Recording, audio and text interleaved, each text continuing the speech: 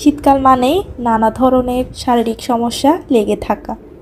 সবার জন্য জ্বর, ব্যথা, সর্দি, কাশি সহ বৃদ্ধ এবং শিশুদের জন্য আরও নানা রোগ নিয়ে আসে যেন শীত।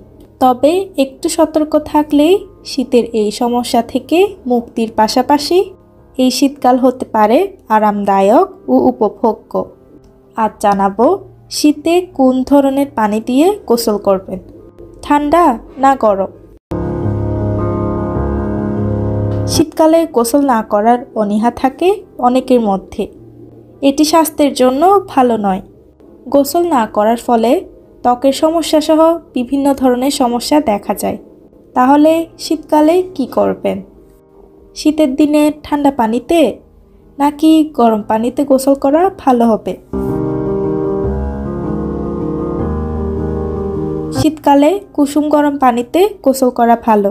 এতে শরীর চাঙ্গা হয়, পেশি রিল্যাক্সেশন হয়, ক্লান্তি দূর হয়, রক্ত চলাচল বাড়ে, গোসলের অনীহা দূর হয়, অনিদ্রা দূর হয়, ত্বক ভালো থাকে। তবে বেশি গরম পানিতে গোসল করা যাবে না। বেশি গরম পানিতে গোসল করলে ত্বকের ফলিকগুলো নষ্ট হয়ে যেতে পারে। মুখমণ্ডলের চামড়া খুবই সংবেদনশীল হয়, তা পুড়ে যাওয়ার আশঙ্কাও থাকে। সেই জন্য সাবধানতা অবলম্বন করতে হবে।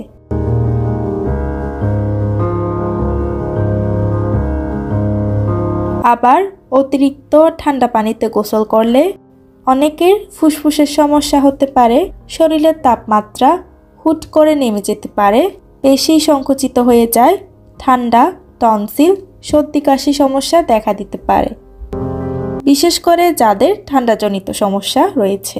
তাই শীতকালে আমাদের প্রত্যেকেরই উচিত ঈশতুষ্ণ পানিতে গোসল করা। বিশেষজ্ঞদের মতে শরীরের পেশির রিল্যাক্সেশনের ক্ষেত্রে এর থেকে ভালো উপায় আর নেই।